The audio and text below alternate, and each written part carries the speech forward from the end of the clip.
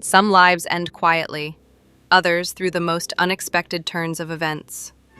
From ordinary moments that took a dark turn to freakish mistakes, these deaths stun the mind. Each tale is a shocking twist no one could predict. Strange, tragic, sometimes unreal. Welcome to the world of the craziest accidental endings you'll never forget.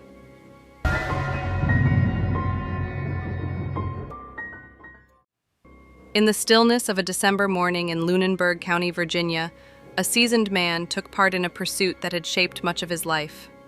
Surrounded by the sound of dogs and the cool breath of winter, Lester C. Harvey Jr. stepped into the woods for a bear hunt.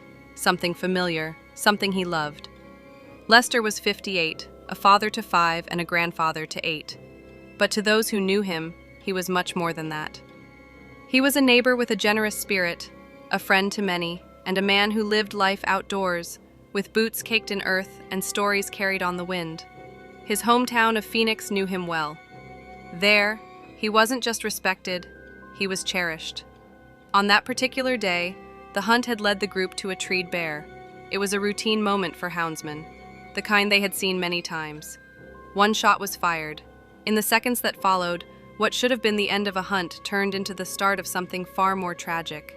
The bear, struck by the bullet, fell from the tree. In an unimaginable turn of events, its weight landed directly on Lester. Emergency crews rushed him first to a local hospital, then to a major medical center in Richmond. For days, his family held on to hope. But on December 13th, just 4 days after the accident, he passed away from the injuries he had suffered. The authorities ruled it an accident. No charges were brought. But for his family and the community, the loss was heavy. His wife, April, shared heartfelt memories of the man she had loved for decades. His children spoke of a father whose presence was as strong as the land he walked. Friends remembered a man who greeted everyone with kindness, who made even strangers feel at home. On December 19th, mourners gathered at Mount Carmel Church to say their final goodbyes. The service was simple, but filled with emotion, a reflection of the life he lived, quiet, strong, and meaningful. Lester didn't leave this world in silence. He left behind a trail, in memories, in stories, in love.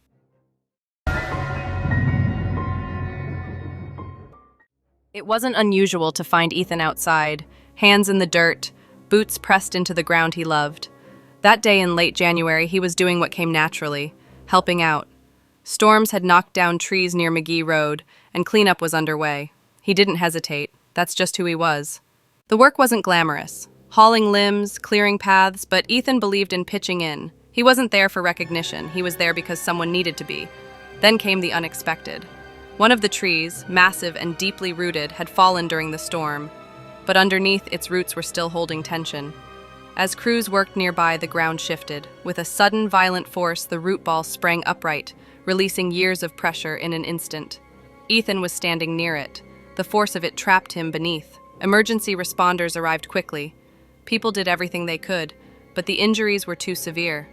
Ethan's life was taken there, beneath the same open sky he grew up under, on the soil he hoped to spend a lifetime protecting.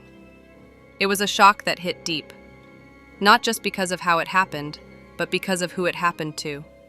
Ethan was no stranger to hard work.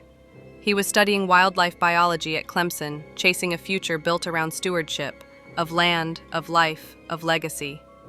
His dream wasn't fame. It was balance. Forests, fisheries, fields, all cared for with patience and pride. That's the path he was carving. In a quiet town nestled in the Bahia region of Brazil, a boy named Davi Nunes Morera lived what seemed like an ordinary life. Just 14 years old, full of energy and curiosity, he was like many teenagers, navigating school, family, and the digital world that increasingly shapes young minds. No one could have predicted how quickly things would take a devastating turn. One day in February 2025, Davi was rushed to a hospital after falling severely ill. Doctors worked tirelessly as his condition worsened. Vomiting, extreme pain in his leg, and confusion marked his final days. After nearly a week under medical care, Davi lost his battle. His death left a wave of silence over his community and a trail of unanswered questions behind. What emerged later was both shocking and heartbreaking. Investigators discovered that Davi had injected a strange mixture into his leg, a concoction reportedly made by crushing butterflies and mixing them with water. This bizarre act, some say, was fueled by an online trend.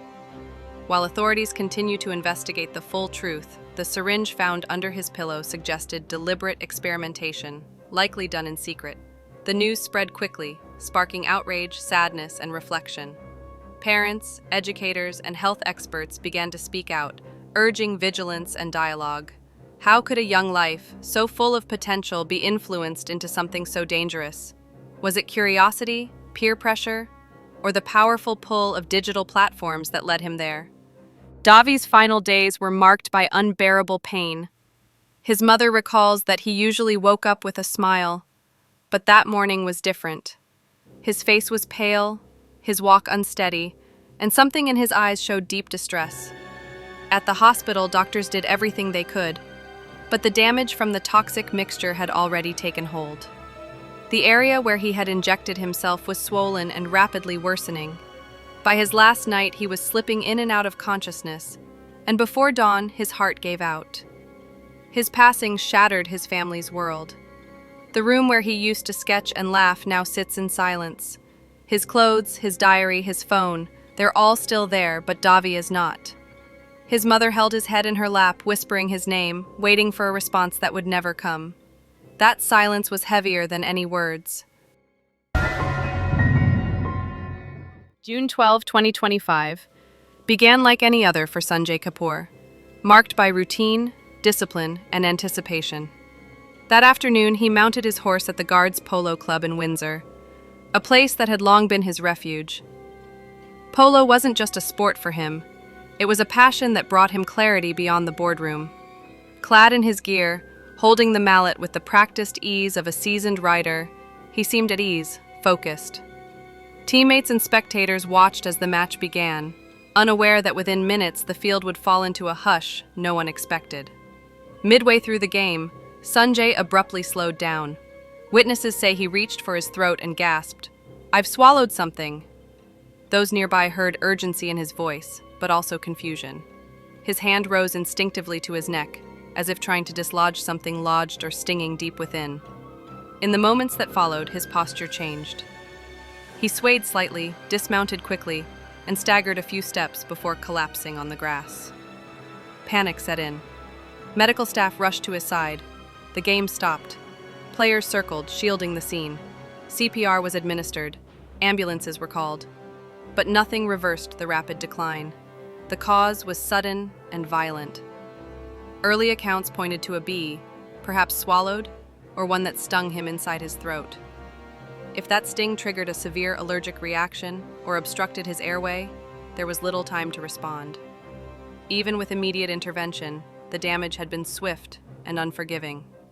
By the time he reached the hospital, there was no sign of recovery. His heart had stopped. Doctors confirmed what bystanders feared but couldn't accept. The man who had arrived full of energy and resolve was no longer alive. He was 53.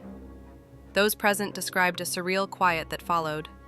The same ground that had echoed with galloping hooves now held a kind of stillness that made time feel suspended.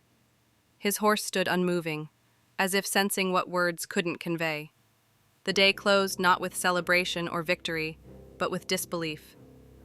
A life of momentum ended not in ceremony, but in one irreversible instant, unexpected, raw, and final.